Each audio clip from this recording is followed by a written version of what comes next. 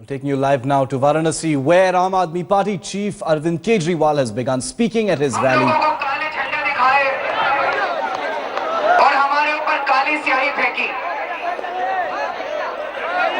दोस्तों, बनारस की तो ये संस्कृति नहीं है, बनारस के लोगों की तो ये संस्कृति नहीं है।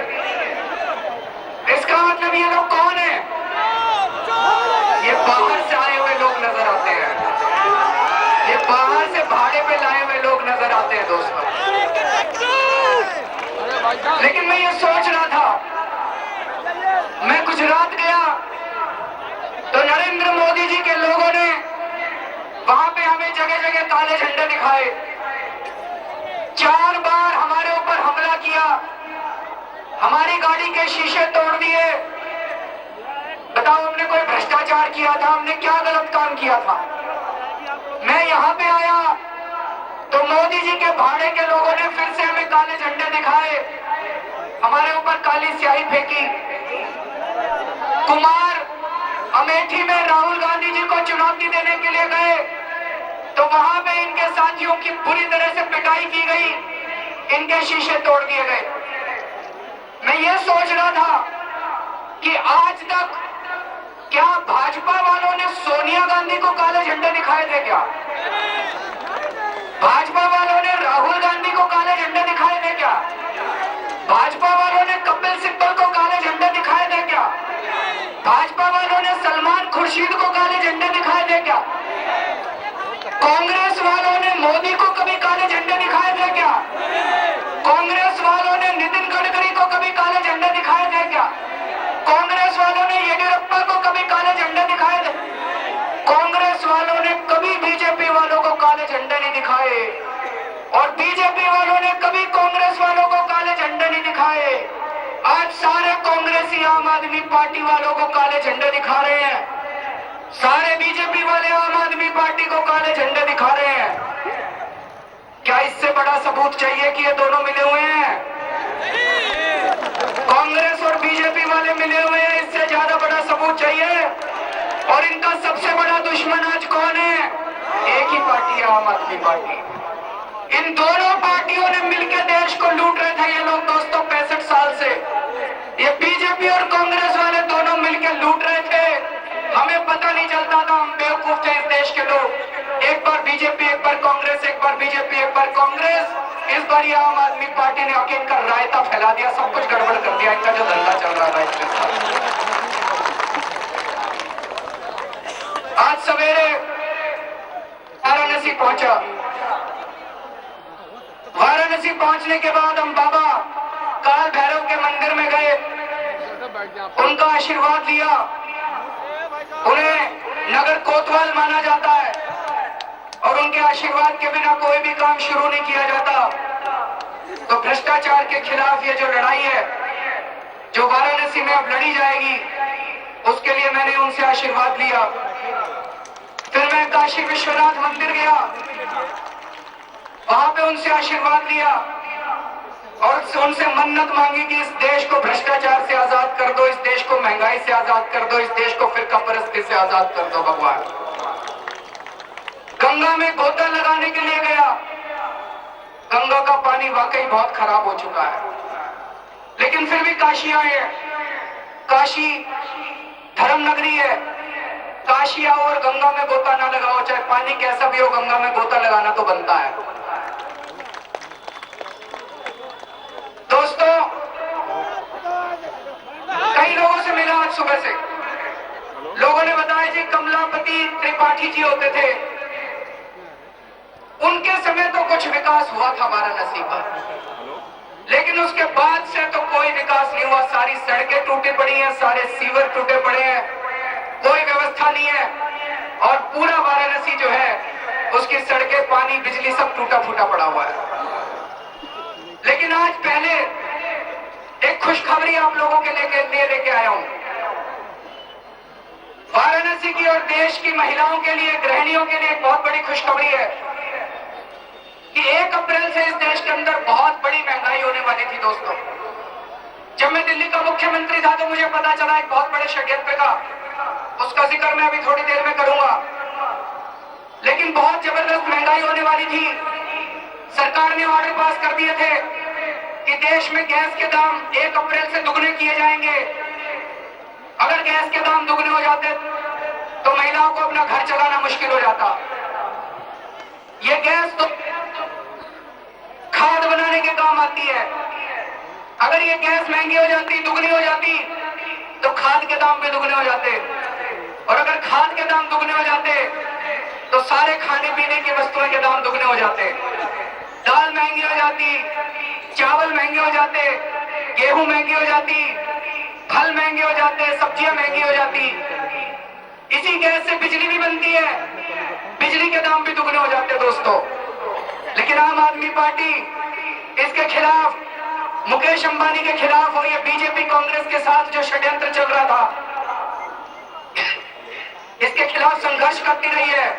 और मुझे में खुशी हो रही है कि हमने इलेक्शन कमीशन से निवेदन किया कि अभी चुनाव का टाइम है, मुकेश अंबानी को फायदा पहुंचाने के लिए ये बीजेपी और कांग्रेस वालों ने ऑर्डर पास कर दिया 1 अप्रैल से इस ऑर्डर को लागू ना होने दिया जाए।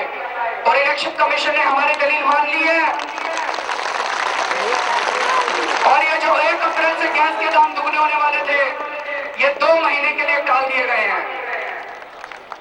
लेकिन अगर 2 महीने में आपने चुन ली तो फिर महंगाई के लिए अपने आप को कोसना, फिर भगवान को मत कोसना। उसके बाद इस षड्यंत्र के बारे में मैं भी थोड़ी देर के अंदर बताऊंगा। सबसे पहले मैं इस पर चर्चा करना चाहता हूं कि मैं यहां क्यों आया, मैं वाराणसी से चुनाव क्यों लड़ना चाहता हूं। निर्णय आपको करना है थोड़ी देर के बाद, लेकिन मैं वाराणसी से चुनाव क्यों लड़ना चाहता हूं। मुझे सांसद बनने का कोई शौक नहीं है दोस्तों, मुझे एमपी बनने का कोई शौक नहीं है। एमपी बनने का शौक होता तो कोई सेफ सीट ढूंढ लेता। सारे नेता सेफ सीट ढूंढ रहे हैं अपने लिए, जहां से जीतने की उम्मीद होती है वहां से ढूंढते हैं। मैं वहां जाके लड़ता हूं जहां पे किसी को हराने के लिए लड़ा जाता है, जहां पे इस देश को लूटने वालों को हराने के लिए लड़ा जाता है। मेरे को अगर सत्ता का लोभ होता तो मुख्यमंत्री पद को क्यों इस्तीफा देता। मुख्यमंत्री की कुर्सी किसको अच्छी नहीं लगती जी, सबको अच्छी लगती है मुख्यमंत्री की कुर्सी। उसूलों के ऊपर मुख्यमंत्री की कुर्सी छोड़ी, क्योंकि ये बीजेपी और कांग्रेस वाले इकट्ठे हो गए थे दोनों। इन दोनों ने मिलकर मेरा लोकपाल बिल पास नहीं करने दिया, तो उसूलों के ऊपर कुर्सी छोड़ी और बाहर आके जनता को कहा कि जी 28 सीट से तो काम चलता है, अब 40 सीट दो तो अच्छा काम करके दिखाएंगे आपको। ये बीजेपी वाले कह रहे हैं भगोड़ा है, भगोड़ा है, भगोड़ा है। मैं 3-4 दिन से सोच रहा था, देश के रेल मंत्री थे एक बारी लाल बहादुर शास्त्री जी, ट्रेन का एक्सीडेंट हो गया एक और उन्होंने इस्तीफा दे दिया। ये तो भगवान का शुक्र है उस टाइम बीजेपी पैदा नहीं हुई थी, नहीं तो कहते लाल बहादुर शास्त्री भगोड़ा है, भगोड़ा है, भगोड़ा है। भगवान राम हुए, उनकी माता जी कैकेयी ने उनको 14 वर्ष का वनवास दे दिया।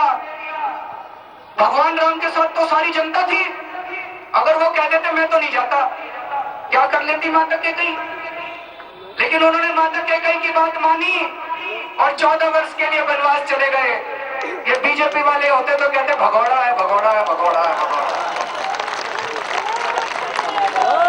उसके बाद जब भारत वापस आए और उनको पता चला कि उनकी माताजी ने उनके लिए पूरा राजपाट तैयार किया है, तो उन्होंने कहा मैं राजपाट नहीं लूंगा। और वो जंगल गए और उन्होंने भगवान राम से कहा कि वापस आ जाओ। भगवान राम ने जब मना कर दिया तो उनकी खड़ाऊ लेके वो वापस आए और उनकी खड़ाऊ के साथ उन्होंने राजपाट किया था। अगर ये बीजेपी वाले होते तो कहते हैं भरत भी भगोड़ा है, भगोड़ा है, भगोड़ा है। आज मैं जब गुजर रहा था सड़क से तो हरिश्चंद्र जी का, राजा हरिश्चंद्र घाट से गुजरे हम लोग। राजा हरिश्चंद्र ने अपना पूरा राजपाट दान में दे दिया था। ये तो अच्छी किस्मत थी राजा हरिश्चंद्र की जी, बीजेपी वाले थे नहीं तो कहते राजा हरिश्चंद्र भगोड़ा है, भगोड़ा है, भगोड़ा है। इन बीजेपी वालों को क्या पता त्याग क्या होता है, इन बीजेपी वालों को क्या पता असूलों की राजनीति क्या होती है। मैं इन बीजेपी वालों को कहता हूं अपने एक सरपंच से इस्तीफा दिलवा के दिखा दो, हम मान जाएंगे कि तुमको पता हो।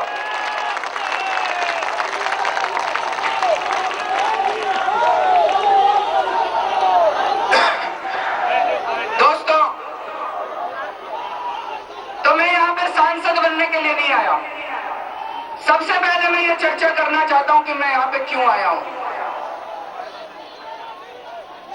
पिछले 10 साल के अंदर यूपीए ने, कांग्रेस की सरकार ने देश को इतना लूट लिया, इतना लूट लिया, इतना लूट लिया। 200 साल तक अंग्रेजों ने हमारे ऊपर राज करा। अंग्रेज हमारे ऊपर, हमारे को लूटते थे और सारा पैसा लंदन ले जाया करते थे। लेकिन मेरे को लगता है 10 साल के अंदर डॉक्टर मनमोहन सिंह जी और सोनिया गांधी जी की सरकार ने जितना इस देश को लूटा है और जितना पैसा ये स्विस बैंकों में लेके गए हैं, उतना पैसा तो शायद अंग्रेज भी लंदन नहीं लेके गए थे 200 साल के अंदर। पूरे देश के अंदर कांग्रेस के खिलाफ जबरदस्त रोष है दोस्तों।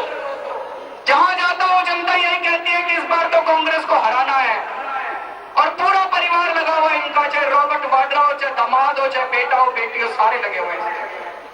तो जनता मन बना चुकी है कि इस बार कांग्रेस को हराना है। फिर किसको लाओगे? तो 1 साल से इस देश के अंदर एक बहुत बड़ा राजनीतिक षड्यंत्र चल रहा है। 1 साल से इस देश के अंदर कुछ मीडिया वाले मोदी जी के साथ मिलकर ये प्रचार कर रहे हैं कि मोदी जी बहुत बड़े विकास पुरुष हैं। मोदी जी ने गुजरात में बड़ा विकास किया।